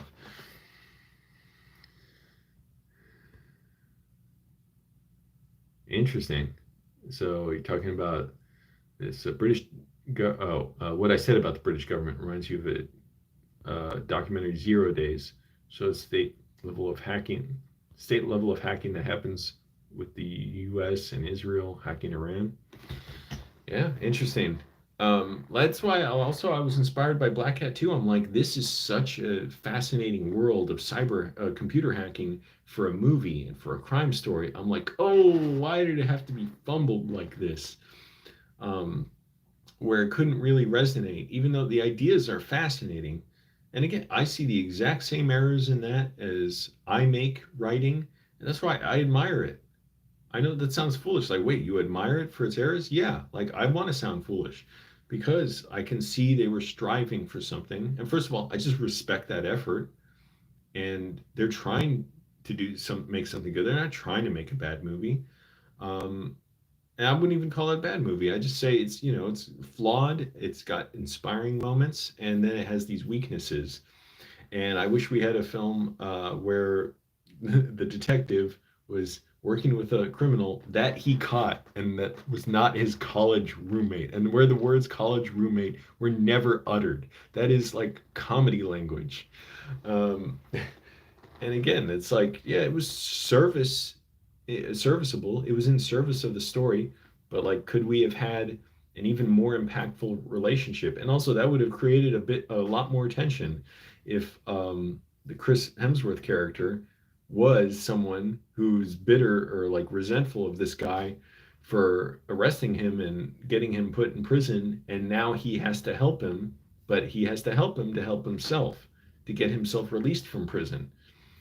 So, uh, I'm sure they had the rationale for all that, but it's instructive for me. It's uplifting for me to see that and think, okay, I can work on my own stories and recognize those weaknesses and try and surpass them because it's always a struggle. I'm working on one version of my story. I'm writing a script now of a feature film, and I'm like, oh, okay, first version, 150 pages of notes. I've got stuff I like, and then I see a lot that's not working. This mess, discard that. And I needed to do that first 150 pages of notes in order to sort of work out to get more clarity, like higher resolution, get a clearer vision of what this story should be. I'm like, okay, now I can identify errors in this, clarify those, come up with a plan to address those errors. The second version, I've just gone through the second version. I'm like, now I see even finer detailed errors of that. Discard that, working on the third version. And now I can do it so much more quickly with what I've learned. I'm like, oh man, the Michael Mann, that is, didn't have that whatever opportunity or didn't give it to himself, and or you know didn't know how, wasn't aware of how to look at the story in those terms and try and get real specific about that. So it's not bad. It's not anything. It's just it's like, oh, that's, when you put stuff out there, you're giving people everything they need to criticize you. That's why I say celebrate it. I don't criticize to put it down. I'm like, celebrate the film, celebrate Black Hat. For its flaws, it's human. Anyways, Sneakers, I still have not seen. Yeah, I really want to see that. And what's his name? Phil Alden Robinson directed that, right? And I think his last movie he directed was The Sum of All Fears, which I thought was great. It's a little too convenient at the last half how quickly Jack Ryan and everybody discovers where the nuclear bomb came from. I'm like, oh, they discovered it that quickly, and oh, and one of the bad guys is hanging out in the rubble from the nuclear blast. Like, I doubt he would be hanging around there. But it was well done it was extremely well done, regardless, and powerful, the story. And also, in today's world, even more resonant and scary. The idea of this stuff happening. It was a story of a nuclear bomb that was smuggled out of 1967 Israeli war, I believe. Yeah, it was discovered years later and repurposed, and then snuck out by a rogue group of fascists. And is there any other group of fascists? They're like they're all rogue, um, and detonated in America in order to get America to believe that Russia did it. And so that's scary. Anyways, but yeah, Phil Alden Robinson, where'd he go with filming? He did Field of Dreams, and he did that, and he's done some other movies. Uh, I saw that in 2002, and that was like dark. That was impactful for me, like seeing that, the shots of the bomb going off, and it was so well directed, so well done. And also, I remember that being the first time I really liked Ben Affleck's performance. Maybe I hadn't seen his movies before. I had seen Armageddon, I think, and it was just like puke to me. It was like so long and so noisy and obnoxious. But again, like respect it, like I celebrate it, admire it. But I thought he was really good in that. And now being older too, I can understand with the spy stuff too. Like there's a Spinnaker character. I'm like, oh, I didn't understand a lot of the nuance of that. Um, so it helped to be able to, read these books now and think about this stuff again. Not that I've seen Some of All Fears again. I've watched scenes again that were interesting to see how they hold up pretty well. And also, I was just thinking of K-19, The Widowmaker. I think that's a great film. It's done so well. Yeah, there's stuff that's inaccurate about it, and in particular, the what I saw a nuclear physicist say, like a Navy nuclear physicist or what something. He said that nuclear reactor melting down, it would never blow up. Like it's not it's not like weaponized or whatever the term was. It's not like arms. Like there's no way in the movie they say it's going to blow up and turn into like a bigger bomb than what was dropped on Hiroshima. And he's like, that would never happen. It would just melt down, basically. Yeah, and everyone would get sick and die, horrible deaths, but on the submarine, but it would not blow up. That said, I think the writing is incredible and the music is great, cinematography, like well done. Yeah, I've seen Good Will Hunting, and it's interesting because I wondered like, how did Ben Affleck and Matt Damon write that? Because it's such a good script. Maybe a little corny. I don't know, the idea of like healing through just hugging someone and crying. But that said, it's not real life. It's a movie. I think it's a really good movie. It's really well done. Cinema Gus Van Sant, beautiful filmmaking and cinematography. But remembered wondering like, how did they write that? And then I heard somewhere like, yeah, they had a lot of help writing it, which makes sense. Any writer could and should take advantage of help writing. Because a lot of pretty much all writers, we have to get others to read our scripts and help us uncover the weaknesses in it. And I forget who helped them. Maybe it was Gus Van Sant. I don't know, but somebody helped them, rewrite the script and get it better and better. But sure, that's a good one. And weren't they together in a movie recently again? Oh, was it The Last Duel? I'm trying to think. Ridley Scott directed. He directs like 3 movies a year now, which is great. I'm happy for him. But yeah, they were in that together, weren't they? I didn't see it. I want to. I'll see it. They wrote it in their English Harvard class. Well, that's interesting because I'm sure they wrote some of it there. I don't know. I heard they wrote it in a house here in LA somewhere that um, the house itself appeared in a video for Tim Heidecker's The Drop and Vic Berger and Doug Lussenhop's The Drop Concert, Volume 2, which I saw them do live, and they answered questions about it. And they said, yeah, apparently Matt Damon and Ben Affleck wrote Good Will Hunting in that house there. And Tim was so like dismissive of it. He's like, well, they had to write it somewhere.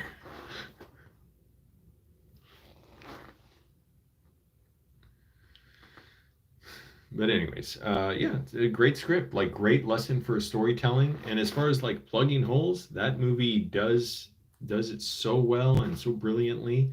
It's the broader idea of, and I don't know how you'd address it because in a movie you can't just show real life, like someone just being miserable for 2.5 hours. Like this is a very idealized vision of someone with Will Hunting's troubles.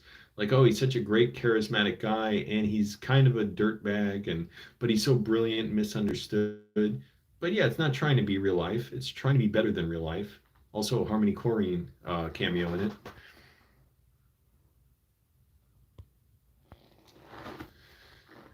But anyways, yeah, good, great. I call it a great story. There's a difference when I say it's a great story, great film. It really is. It's a great film. Um, and when certain things come down to just a little bit of matter of taste, like I enjoy the film a lot. I think it's very fulfilling. Great writing, performances, cinematography, the direction. Um, yeah, no complaints. It's just some things not quite as much for me. Just seeing, the movie builds to its final moments. Can't fault it for that. It does what it sets out to do and does it very well. I also saw from Gus Van Sant, I think it was Drugstore Cowboy. I'm trying not to mix up the name with Urban Cowboy, but yeah, Drugstore Cowboy. I think I can't remember. But it's good too. Heather Graham's in it. I remember.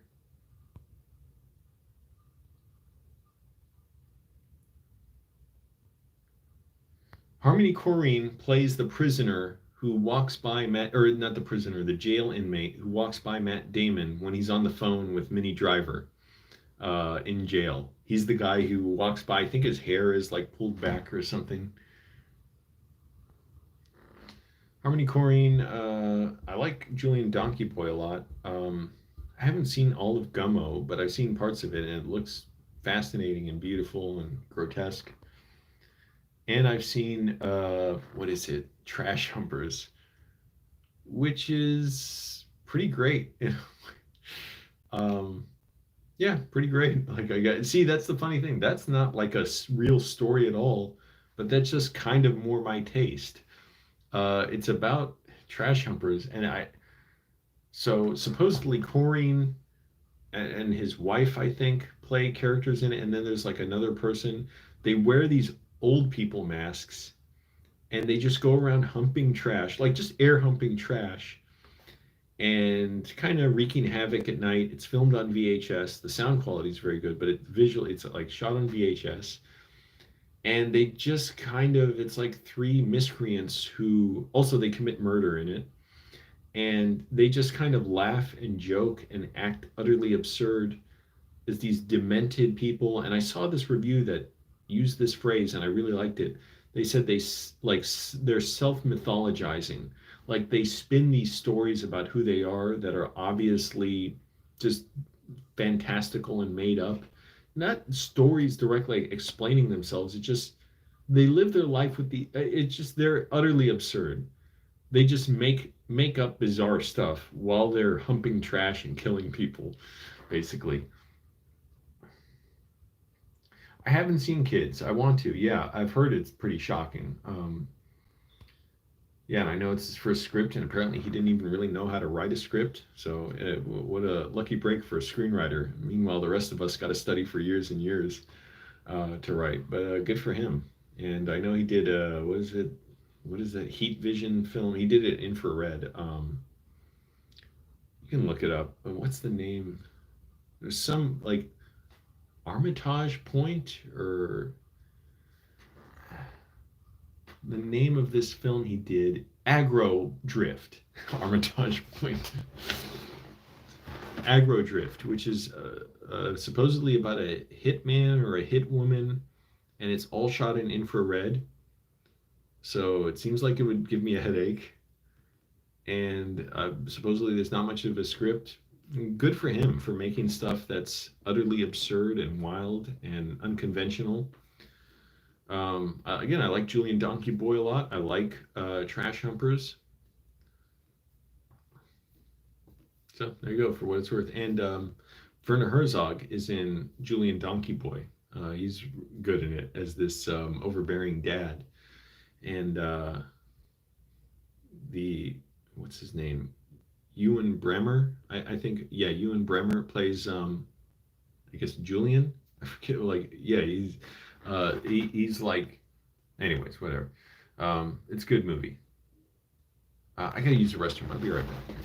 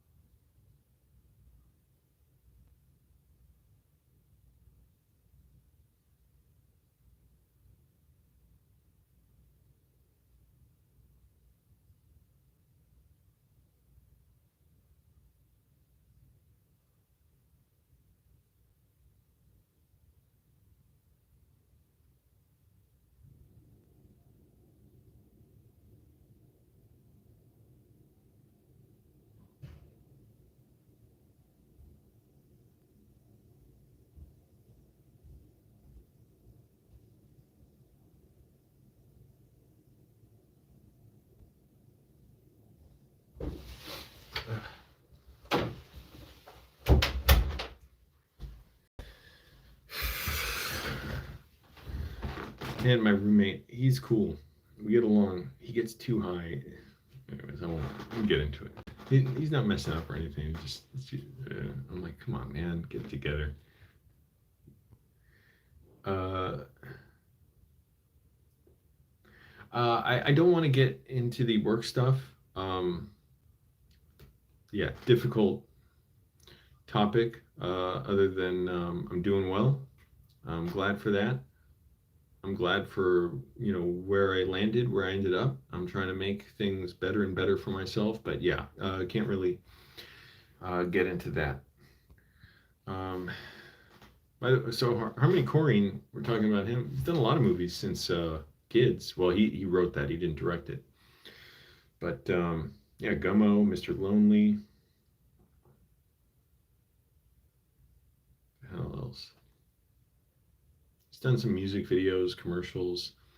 He did some D. Antwood film, that South African rap group, like a short film that it's funny. I saw it years ago, but it was a glitched out version, and I thought that was what he actually tried to make.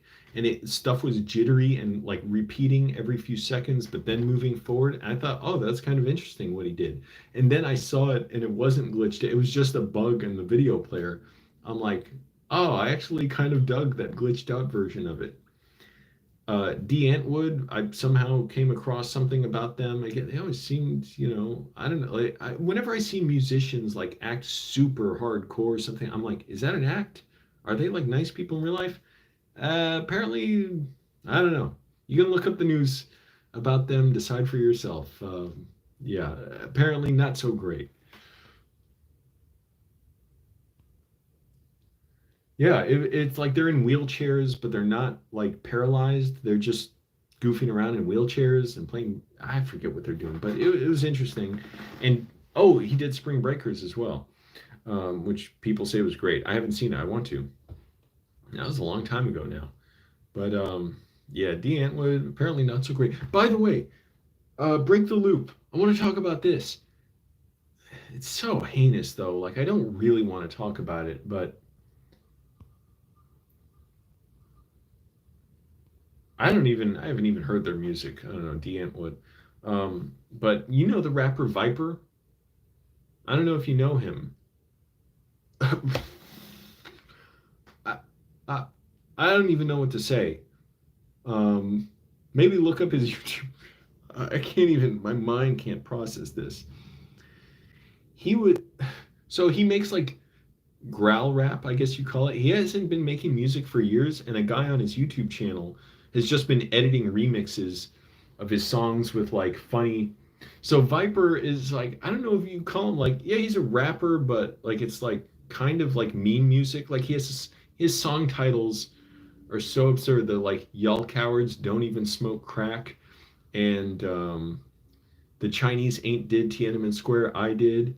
And he has another song. He like takes credit for like all the world's disasters in his song titles. Or he said, "Fuck the Earth, I'm a wage an interstellar war." He said, "I did 9/11 again. I'm sorry." So like utterly absurd, but I don't know if that's like just the guy who edits runs his YouTube channel, Kettle on Water, he's called. For the last few years, okay, so Viper, it was kind of funny because he would put out like a song a day. He would literally make like dozens of albums a year. Like it was incredible the output. Uh, yeah. Very funny titles. I'm trying to think of what else. There are so many. It's like "Fuck the Rules." I'm riding Rainbow Road in reverse in Mario Kart.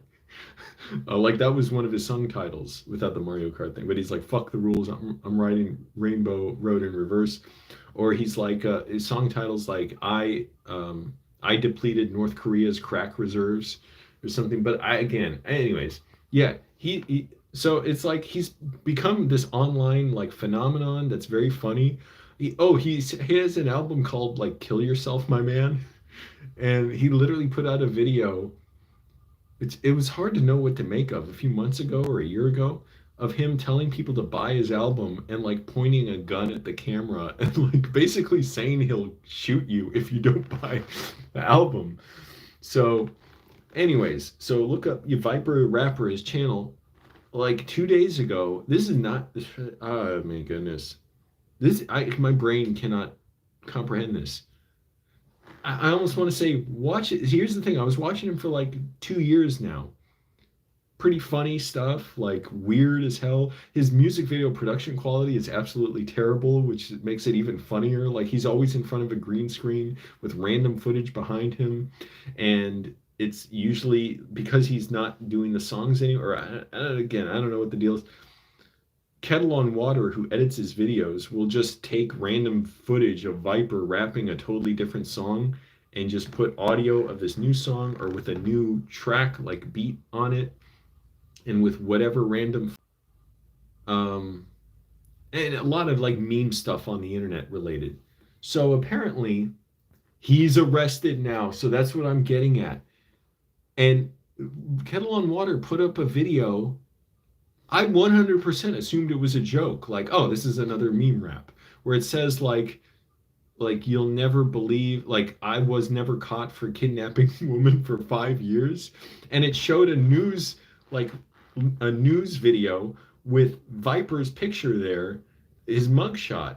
But I thought, oh, this must be one of those things they just photoshopped it in because it's funny. Viper again taking credit for every crime everywhere.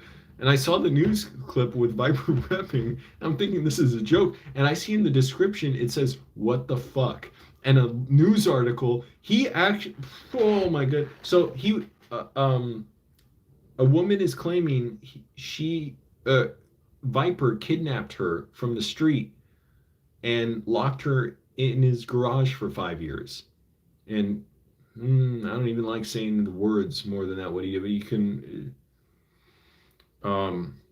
So apparently he kidnapped a woman and held her. And Kettle on Water. He put in the channel the comments.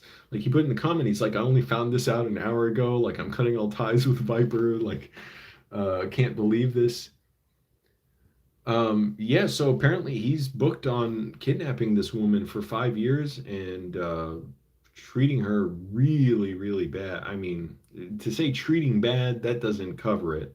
I just don't even like saying the words. It's so horrible, and I just wish, you know, support for her and hope she gets some kind of. I don't even. What do you say? Like I just can't. It goes too negative for me. I hope she gets a lot of help and support. And Viper's a real scumbag. I mean, okay, it's alleged. So, but I mean, I believe it. Like, it doesn't mean I'd swear in court because yeah, I don't know. I wasn't there, but it, it sure looks like that. Like he kidnapped her and kept her in foul, inhumane conditions and starved her. And I'll just leave it at that. So yeah, there's going to be no more Viper. And to which I say, good. That scumbag. How do you? How? There's no words to make sense of it. How I discovered Viper was actually through some friends. They posted a video of him that I thought was hilarious. And I was like, what the fuck? Who is this guy? and they said, yeah, he has this song, Y'all Cowards Don't Even Smoke Crack. Only it's spelled You'll Cowards, like you will. Like you'll cowards don't even smoke crack. And the song is basically like, it's just him repeating like, yo, what's up with that? Something like, it's not like, it's like something, something, what's up with that? Y'all cowards don't even smoke crack. And I was like, I thought it was so funny because yeah, no more reverse Rainbow Road. I thought it was so funny because I'm like, oh, I've never heard not smoking crack being used as an insult against someone. Like you coward, you don't even smoke crack. And so the comments were so funny in the videos because it was just people like kind of joining in with the theme of it, saying like, yeah, I'm gonna start smoking more crack now, or like Vipers, smoking those fat rocks or selling those fat rocks, like always crack related jokes in it because like who would do that in a song? And that was a real song of his. That wasn't one of those like remix things that Kettle on Water did later. So anyways, yeah, Viper, total scumbag. What? Hmm. I hate. I can't. I'm gonna spin out if I talk about it. I was just shocked. I was because I couldn't comprehend. I see the mugshot, and they said the name Lee Carter, and I'm pretty sure I knew his name was Lee Carter, or I heard that, or I could believe it. But I'm like, Oh, they obviously Kettle on Water thought it was funny to just Photoshop in. I wish that was the reality, but well, I don't wish anybody went through that, but um, uh, it's just there's so many meme videos where he's taking credit for like every disaster in the world. I think like Viper has a video saying he started the war in Ukraine and stuff like. And people are like, yeah, Viper is the true mastermind of everything. you know but yeah, I thought for sure like this is a joke. I thought nothing of it, but I'm looking at it and I'm like, what? People are saying in the comments he actually did this, because a lot of people were like me, like they're just used to him being a meme. So there you go. Like, oh man, I just I can't, again, I want, it's like my impulse is to say something like, but like what's there to say? It's heinous just for my own well-being. I have to block it out of my mind. And yeah, and no more videos from him. And you know, I what can I say? Like, it wouldn't be so obvious. That wouldn't be so obvious and just trite and you know inadequate. So what a shock, and what a sad, sad story. That's what I'll say. I try and keep it, and just sad. I mean, it's sad, and he did something really terrible. All right, break the loop. Yeah, good talking. I should get moving. 6:20 in the morning. I've been up for like 2 hours, almost, no, 3 hours. But yeah, good talking. Thanks everybody for watching. Be well, be safe, be healthy, read a book, talk to people, and keep watching the channel. I'm going to keep trying to make more videos. All right, everyone. Bye.